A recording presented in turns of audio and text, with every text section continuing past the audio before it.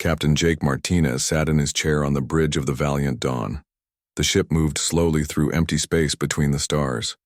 They were far from Earth, checking old trade routes that nobody used anymore. It was boring work, but someone had to do it. Jake was tired. He had been captain for 5 years now, and most days felt the same. Wake up, check the ship, look at star maps, go to sleep. The other aliens in the galaxy did not trust humans very much. They called Earth a death world because it was so dangerous. Most aliens thought humans were too wild and too violent. Lieutenant Amy Peterson worked at her station nearby. She was the best person Jake knew for picking up radio signals from space. Her job was to listen for messages from other ships or planets. Most of the time, she only heard the quiet buzz of empty space. But today was different. Amy suddenly sat up straight in her chair. She put her hand on her earpiece and listened hard. Her face changed. She looked worried and scared. "Captain," she said in a quiet voice, "I'm getting something strange." Jake turned to look at her. "What kind of strange?" Amy played with the controls on her station.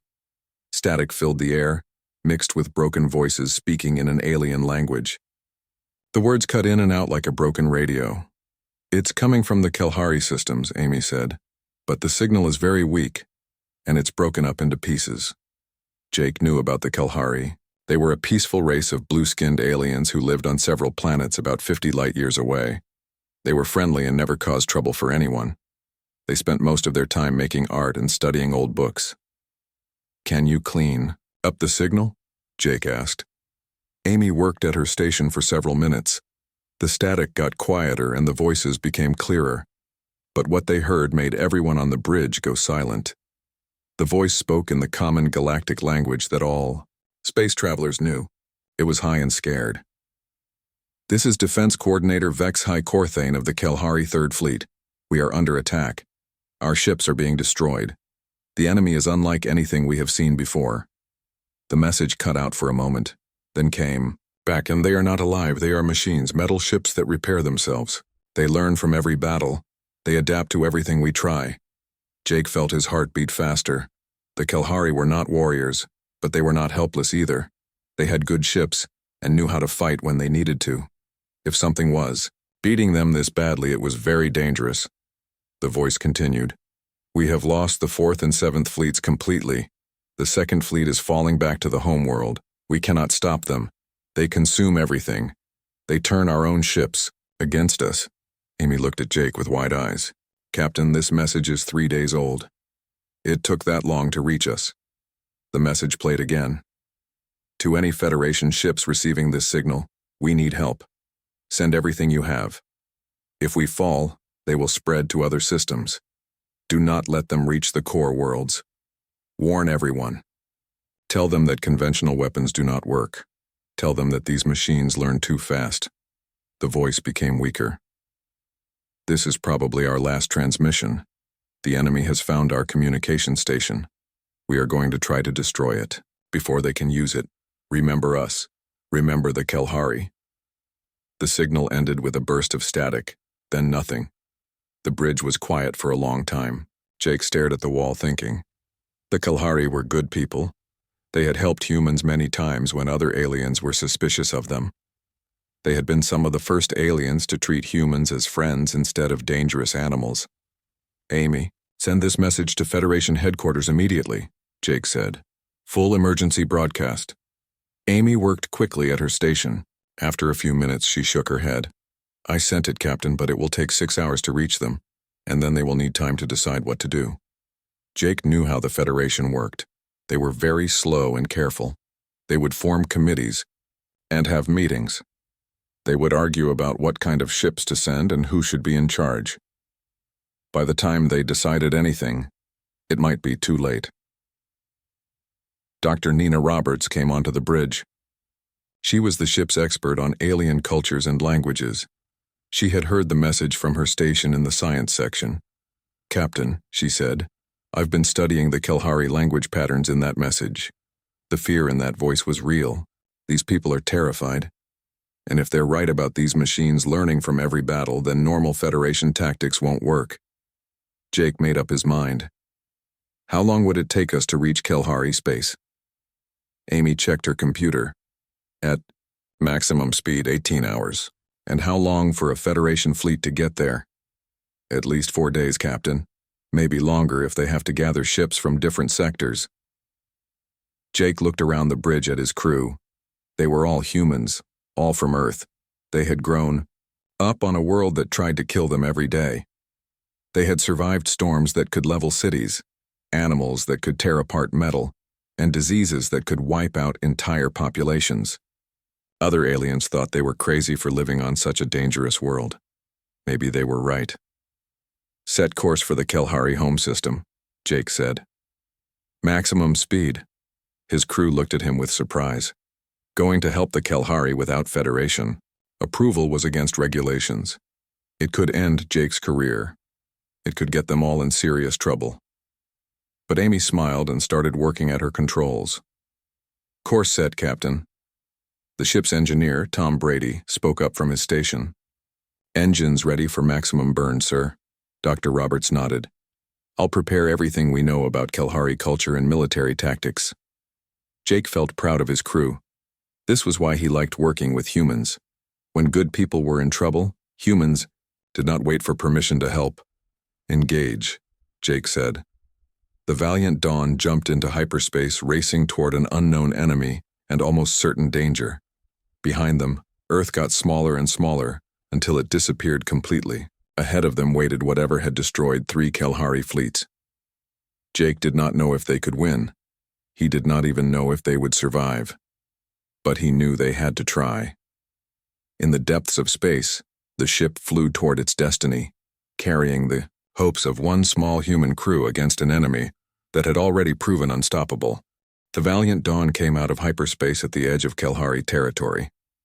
What Captain Jake Martinez saw on the main screen made his stomach feel sick. 3 planets burned in the distance. What used to be beautiful blue and green worlds were now covered in fire and smoke. Pieces of destroyed spaceships floated everywhere like metal snow. Some of the pieces were huge, big enough to be entire cruisers. My God, whispered Dr. Nina Roberts from behind Jake's chair. What happened here? Before Jake could answer, Amy Peterson's station started beeping with emergency signals.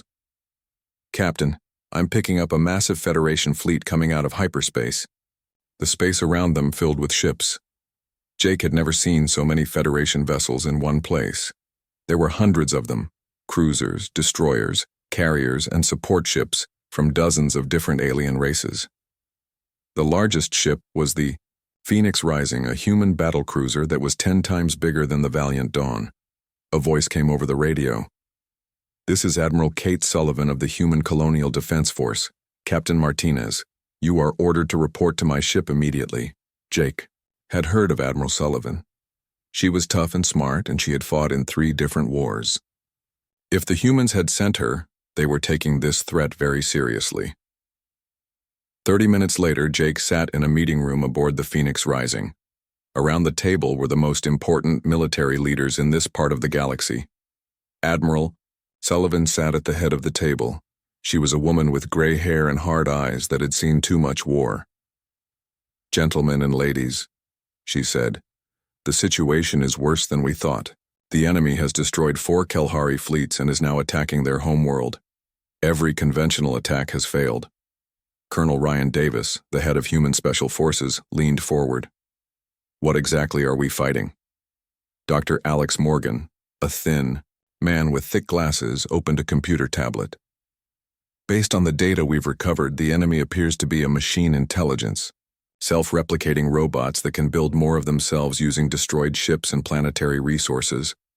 He showed them pictures on a big screen. The enemy ships looked like giant metal spiders with long arms and glowing red eyes. They were ugly and wrong, like something from a nightmare. They learn from every battle, Dr. Morgan continued. Every tactic we use against them they remember and adapt to. The Kelhari tried standard fleet formations.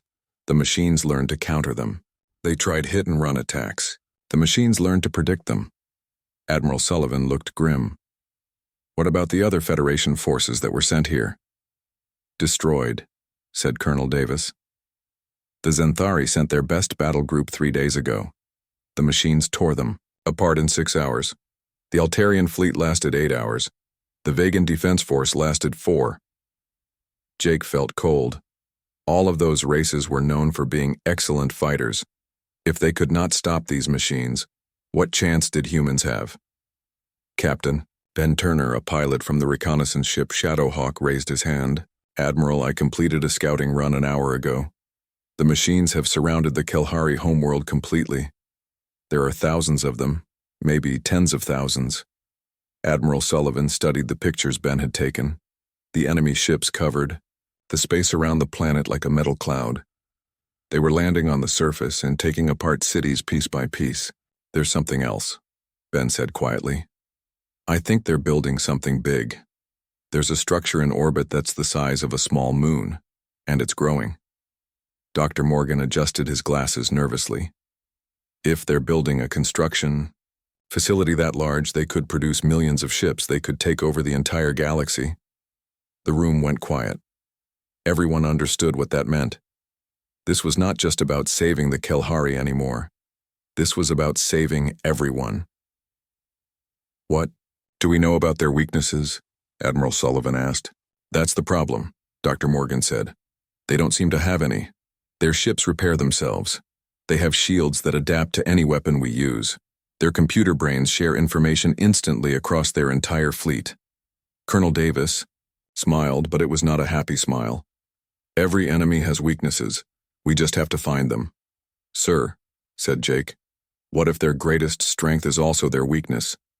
Everyone looked at him. Jake felt nervous speaking up in front of so many important people, but he continued. They learn and adapt to everything we do, but that means they need time to study our tactics. What if we did something they couldn't predict? Something so crazy that they couldn't adapt fast enough? Dr. Morgan shook his head. Captain, these machines process information faster than biological brains. They can analyze thousands of battle scenarios in seconds. But they're still machines, Jake said. They think like machines. They look for patterns and logical responses. What if we didn't act logically? Admiral Sullivan leaned back in her chair, thinking. Explain. Every other species in the Federation fights the same way, Jake said. Organized formations, careful tactics, logical strategies. But humans grew up on a death world. We learned to survive by being unpredictable, by taking crazy risks that don't make sense. Colonel Davis nodded slowly. Like flying through asteroid fields that should be impossible to navigate, or fighting creatures that are 10 times bigger than us. Exactly, Jake said. What if we attacked them using human tactics? Things that other species think are suicidal but are normal for us. Admiral Sullivan was quiet for a long moment. Then she looked around the table. How long do we have before they finish whatever they're building? Captain Turner checked his notes. Based on their construction rate, maybe 18 hours. That's not much time, the Admiral said, but it might be enough. She stood up. Colonel Davis, start preparing assault teams. Use volunteers only. This is going to be dangerous. What about the rest of the Federation fleet? Jake asked. Admiral Sullivan smiled grimly. They're going to watch from a safe distance, just like they always do when humans try something crazy. As the meeting ended, Jake heard other officers talking quietly. Many of them thought this plan was suicide. The machines had destroyed every fleet sent against them. Why would humans be any different? But Jake remembered something his grandfather had told him long ago. Sometimes, boy, the only way to win is to do something so stupid that nobody expects it. Maybe it was time to show the galaxy what humans could do when they stopped trying to act like everyone else. Sergeant Lisa Chang crawled through the broken pieces of a Federation cruiser. The ship had been torn apart by the machines 3 days ago. Now it floated dead in space, just another piece of wreckage among thousands of others. But Lisa and her team were not dead. They were hiding inside the destroyed ship, waiting for the right moment to strike. It was a crazy plan, but crazy plans were what humans did best. Team 2, report, Lisa whispered into her radio. We're in position, came the reply from Corporal Mike Johnson. The machine ship is right below us. We can see their main power core through the hull breach. Lisa smiled in the dark. The machines were so busy adapting to normal attacks that they did not think to check the wreckage for enemies. They were logical, but they were not creative. "Remember," Lisa said to her team, "we only get one chance. These things learn fast. As soon as we attack, they'll know what we're doing." 20 miles away, Pilot Officer Danny Brooks sat in his fighter cockpit, waiting for the signal. His squadron was hidden behind a large asteroid, completely invisible to the enemy sensors. Danny had grown up on Mars, where the dust storms could kill you in minutes and the air was too thin to breathe. Flying through deadly conditions was nothing new to him, but what Admiral Sullivan wanted him to do was crazy even by human standards. "All fighters, this is Control," came Admiral Sullivan's voice over the radio. "You are cleared for approach. Remember, fly like you're back home dodging hurricanes." Danny grinned. "Copy that, Control. All fighters, follow me. Time to show these machines how humans fly." The 12 fighters shot out from behind the asteroid at full speed. They did not fly in neat formations like other species did. Instead, they scattered in all directions, spinning and diving like they were caught in a storm. The machine ships immediately turned to face them. Red beams of energy filled the space between the ships. But the human fighters were not where the machines expected them to be. Danny rolled his fighter upside down and dove straight toward the enemy flagship. Energy beams missed him by inches. His fighter's computer was screaming warnings at him, but he ignored them. On Earth, he had flown through tornadoes that would tear apart most alien aircraft. This was just another day at the office. "Weapons lock," shouted his wingman, Sarah Kim. "I've got a target." "Negative," Danny replied. "Don't fire yet. Let them think they're winning." The machine ships were firing everything they had at the human fighters, but the humans kept moving in ways that made no sense. They would fly straight at enemy ships, then turn away at the last second. They would dive toward the planet, then climb straight up. They acted like they were playing instead of fighting. Though, machines tried to predict their movements, but there were no patterns to predict. The humans were flying by instinct, not by logic. Meanwhile, Chief Engineer Maya Johnson was floating in space near the machine construction facility. She had spacewalked from her ship using a small jetpack, something that most aliens would consider suicide. But Maya had grown up in the asteroid belt, where spacewalking was as normal as walking down the street. She attached explosive charges to the facility's outer hull. The machines did not notice her because she was too small and moving too slowly. Their sensors were looking for ships, not individual humans. "Charges set," Maya whispered into her radio. "Ready to blow this thing to pieces." "Wait for the signal," came Admiral Sullivan's reply. Back on the bridge of the Phoenix Rising, Admiral Sullivan watched the battle unfold. The machine ships were starting to adapt to the fighter attack. They were predicting some of the human movements now. "Captain Williams," she said to the commander of the assault cruiser Iron Wolf. "You're up." Captain Tony Williams nodded grimly. "Understood, Admiral. Iron Wolf is moving to attack position." The Iron Wolf was not the biggest ship in the human fleet, but it was the toughest. It had been built to fight pirates in the outer colonies, where battles were ugly and desperate. "All hands, this is the captain," Tony announced over the ship's intercom. "We're going to do something that the Academy never taught us. We're going to ram the enemy flagship." The crew did not panic. They had known this might happen. On a death world, sometimes the only way to win was to sacrifice yourself for others. "All crew to escape pods," Tony ordered. "Launch in 30 seconds." The escape pods shot out from the Iron Wolf like seeds from a flower. Each pod contained 3 or 4 crew members and a small fighter. It was not a normal tactic, but humans had learned to turn their escape pods into weapons when necessary. The machine flagship tried to shoot down the Iron Wolf, but Tony had turned off the ship's automatic pilot. He was flying the massive cruiser, like a fighter, spinning and diving to avoid the enemy fire.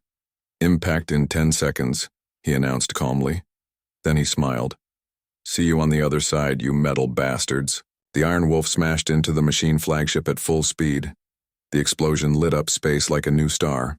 Both ships were destroyed completely, but the explosion was also the signal everyone had been waiting for. "All units, go, go, go." "Admiral," Sullivan shouted. Lisa Chang and her team blew up the machine ship's power core from the inside. Maya Johnson detonated her charges on the construction facility. Danny Brooks led his fighters in a final attack run, hitting the enemy ships while they were still confused by the ramming attack. The machine intelligence tried to adapt, but there were too many different attacks happening at once. Every time it focused on one threat, another appeared from a different direction. For the first time since the battle began, machine ships started to retreat. They pulled back from the planet and regrouped in space, trying to figure out what had gone wrong. "They're falling back," reported Captain Ben Turner from his scout ship. "The machines are actually retreating." Admiral Sullivan felt a moment of hope. Maybe the human plan was working, but then her sensors officer called out in alarm. "Admiral, we're detecting massive energy readings from the far side of the planet. Something big is coming." On the main screen, a new machine ship appeared. It was 10 times larger than anything they had seen before. Its hull was covered with weapons, and its red eyes glowed with mechanical hatred. "It's their command ship," Dr. Morgan said quietly, "the brain of their entire operation." The giant machine ship turned toward the human fleet. Every weapon on its hull began to glow with energy. Admiral Sullivan looked at her crew. They had done the impossible. They had made the machines retreat. But now they faced their greatest challenge yet. "All ships," she said calmly, "prepare for the fight of our lives." News of the human victory traveled through space faster than light itself. Every Federation communication station in the galaxy was buzzing with reports that seemed impossible to believe. President Maria Santos sat in her office on Earth, reading message after message from alien governments. The Xanthari Federation wanted to hire human military advisors. The Altarian Empire was asking for protection against machine threats. Even the proud Vegan Republic was requesting help with their defense planning, ma'am, said her secretary, walking into the office with another stack of papers. "We just received formal requests for military assistance from 47 different star systems." Maria shook her head in amazement. 6 months ago, most of these same governments had been complaining that humans were too dangerous and unpredictable. Now they all wanted human soldiers protecting their worlds. "What's the latest from Admiral Sullivan?" Maria asked. "The machine intelligence has brought in reinforcements from across the galaxy. They estimate over 10,000 enemy ships are now in the Kelhari system." Maria felt her stomach drop. 10,000 ships was more than the entire Federation fleet combined. Even with their new tactics, she was not sure the humans could fight that many enemies. At Federation headquarters on the planet Nexus Prime, Ambassador Paul Henderson found himself in a very different situation than usual. For years, he had been the human representative who nobody wanted to talk to.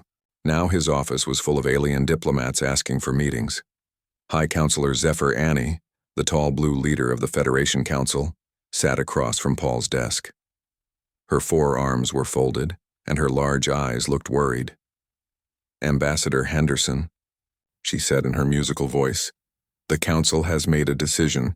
We are placing human forces in command of the Federation's military response to this crisis." Paul tried not to show his surprise. "That's quite a change from your previous position." "Yes," the High Counselor admitted. "We have been short-sighted. We saw humanity's unpredictability as a weakness. We now understand it is your greatest strength." Back in the Kelhari system, Admiral Kate Sullivan stood on the bridge of the Phoenix Rising, watching the enemy fleet grow larger every hour. The machine ships had formed a massive sphere around the planet, with their giant command ship at the center. "Admiral," said Colonel Ryan Davis, "we're receiving volunteers from all over Federation space. Military units want to join the fight." For the first time in Federation history, alien soldiers were asking to serve under human command.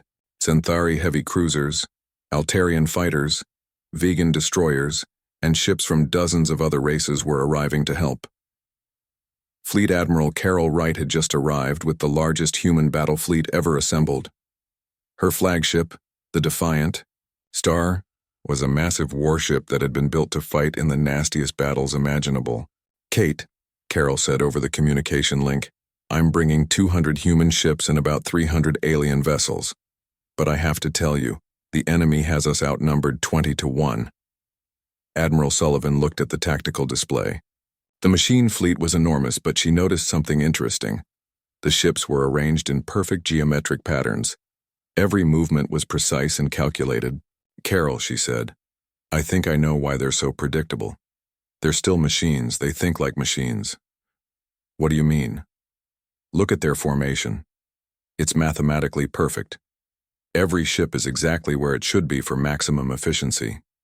But that also means we know exactly where every ship will be." Dr. Alex Morgan, who had been studying the enemy patterns, looked up from his computer. "Admiral, you're right. Their formations follow mathematical rules. If we can figure out the formula, we can predict their movements." General Sam Parker, the head of Human Ground Forces, smiled grimly. "And if we can predict their movements, we can be somewhere else when they attack." The plan they developed was the most complex military operation in human history. Ships from dozens of different species would work together using human tactics. It required perfect timing and absolute trust between crews who had never fought together before. "This is insane," said Captain Rob Taylor, the commander of the Defiant Star. "We're asking Xanthari pilots to fly like humans. We're asking Altarian gunners to shoot like they're in a bar fight." "It's the only way," Admiral Sullivan replied. "The machines expect us to fight like separate species. Instead, we're going to fight like one big crazy human fleet." The alien commanders were nervous. They had trained their whole lives to fight in orderly formations with careful tactics. Now they were being asked to abandon everything they knew and fight like Deathworlders. But they had seen what human tactics could do. They had watched a small human fleet defeat an enemy that had destroyed everything else sent against it. Captain Vexhai Corthane, the Kilari officer who had sent the original distress call, managed to escape from his dying planet in a small ship. When he arrived at the human fleet, he could not believe what he saw. "Admiral Sullivan," he said over the communication link, "there are ships here from every major species in the Federation. How did you convince them to work together?" "We didn't convince them," Admiral Sullivan replied. "Fear did." "Fear of what?" "Happens if these machines spread to other systems." The machine intelligence was also adapting. It had studied the human attacks and was developing new strategies. The giant command ship had grown even larger, building new weapons that could destroy entire fleets with one shot. But the humans had learned something important. The machines were still thinking like machines. They were trying to find logical solutions to an illogical problem. "All fleet commanders," Admiral Sullivan announced, "this is it. In 1 hour, we're going to attack with everything we have. Remember, don't fight like your species has always fought. Fight like humans. Be unpredictable, be crazy, be willing to take risks that don't make sense." Captain Lisa Chang, now recovered from her infiltration mission, was leading a mixed squadron of human and alien fighters. Her wingmen included a Xanthari pilot who had never flown outside of formation, and an Altarian who had never fired a shot, in anger. "Listen up," she told them over the radio. "Forget everything you learned in flight school. We're going to fly like we're dodging asteroids in a storm. Stay close to me and do exactly what I do, even if it seems crazy." The alien pilots were terrified, but they trusted her. They had seen human pilots do impossible things. As the fleet prepared for the final battle, Admiral Sullivan received one last message from Earth. It was from President Santos. "Kate," the message said, "the whole galaxy is watching. Show them what humans can do when we stop trying to be like everyone else." Admiral Sullivan smiled. It was time to remind the universe why Earth was called a death world. Commander Steve Mitchell led the final assault team through the corridors of the Machine Intelligence's core facility. The building was the size of a city, made entirely of black metal that seemed to absorb light. Red lights pulsed along the walls like a heartbeat. "Stay close," Steve whispered to his team. "Remember, we only need to reach the central computer core." His team was made up of humans and aliens working together. There was a Xanthari explosives expert, an Altarian computer specialist, and a Kelhari engineer who knew the enemy's technology better than anyone. Outside, the largest space battle in galactic history was raging. Admiral Kate Sullivan's combined fleet was fighting desperately against 10,000 machine ships. Every few seconds, the facility shook as explosions lit up the space around them. Dr. Karen White crouched behind Steve, studying her scanner. She was a scientist, not a soldier, but she had volunteered for this mission because she believed she could communicate with the machine intelligence. "The central core is just ahead," she said quietly. "But Steve, the energy readings are incredible. Whatever's in there, it's more powerful than anything we've ever seen." As they moved deeper into the facility, they began to hear something strange. It was a sound like singing, but electronic. The machine intelligence was making music with its computer processors. Lieutenant Grace Foster was the team's communications expert. She had grown up on a space station where humans and aliens lived together, so she was good at understanding different types of minds. "It's not random," Grace said, listening to the electronic music. "There's a pattern. It's trying to tell us something." They reached a massive door made of the same black metal. Steve placed explosive charges around the frame while the others prepared their equipment. "Everyone ready?" Steve asked. "Once we go through this door, there's no going back." The explosives blew the door apart. Beyond it was a room so large they could not see the walls. In the center stood a pillar of light that reached from the floor to the ceiling. Inside the light, patterns of information flowed like rivers. "That's it," whispered Dr. White. "That's the machine intelligence." As they approached the pillar, the electronic singing got louder. Grace pulled out her communication equipment and tried to match the frequency.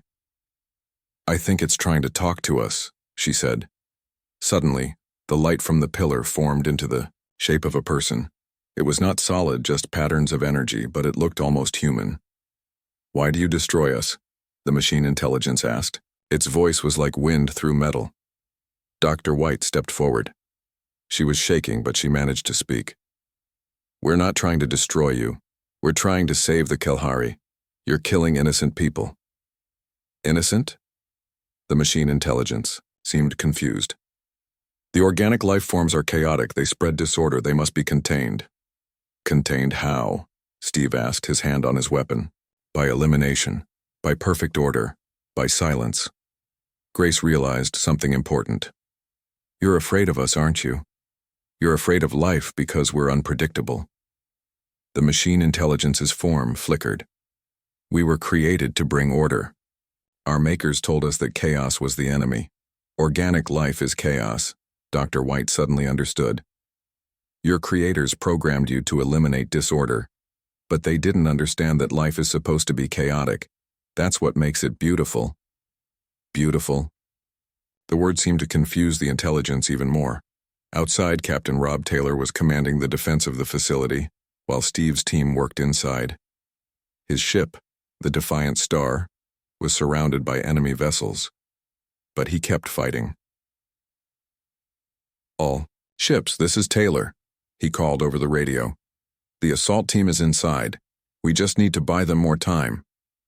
Admiral Sullivan watched from the Phoenix Rising as her fleet fought against impossible odds.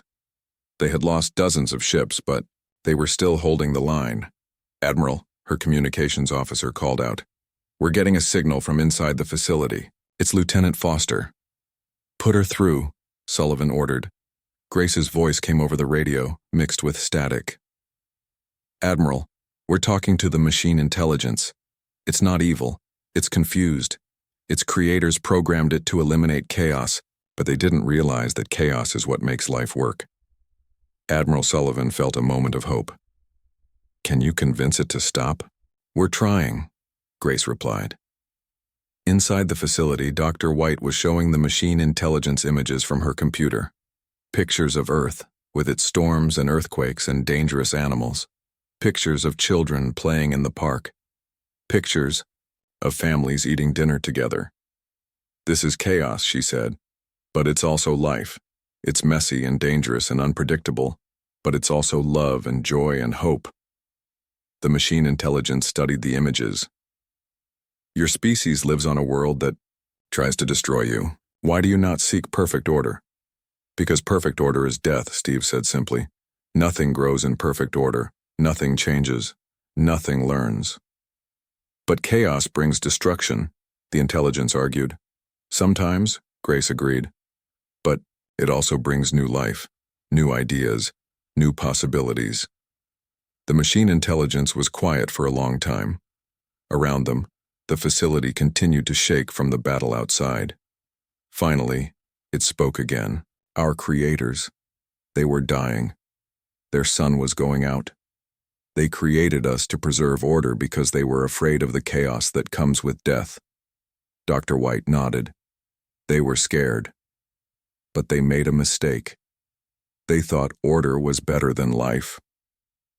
Show us, the intelligence said suddenly. Show us how chaos can create instead of destroy. Grace had an idea. She connected her communication equipment to the intelligence's systems. Suddenly, the machine could hear everything happening in space around them. It heard Admiral Sullivan, coordinating the battle with calm courage. It heard Captain Taylor joking with his crew even as his ship was being destroyed. It heard alien pilots working together with human fighters, creating something new and beautiful from their differences. We understand, the intelligence said, and its voice was different now, warmer, more alive. The fighting outside suddenly stopped. Every machine ship in space powered down their weapons at the same moment. All Federation ships, this is the machine. Intelligence, came a new voice over the radio. We apologize for our actions. We were mistaken about the nature of organic life. Admiral Sullivan could hardly believe what she was hearing. Are you surrendering? We are learning, the intelligence replied. We wish to understand this thing you call life. We wish to help instead of harm. 6 months later, the galaxy was a very different place. The machine intelligence had kept its promise. It helped rebuild the Kalahari worlds and protected other systems from threats. It learned about art and music and poetry from the organic species. Humans were no longer seen as dangerous Deathworlders. They were seen as the species that could talk to anyone, fight anyone, and make friends with anyone, even machines that had been trying to destroy them. Captain Jake Martinez, who had started it all by answering a distress call, was promoted to Admiral. At his promotion ceremony, President Santos gave a speech. Today we learned that the things that make us different, our chaos, our unpredictability, our willingness to take crazy risks, these are not weaknesses. They are our greatest strengths. In space above Earth, human ships flew alongside vessels from dozens of alien species, and among them, sleek machine ships with glowing red eyes worked to protect the galaxy they had once tried to conquer. The universe had learned an important lesson. Sometimes the best way to solve a problem is to do something that makes no sense at all.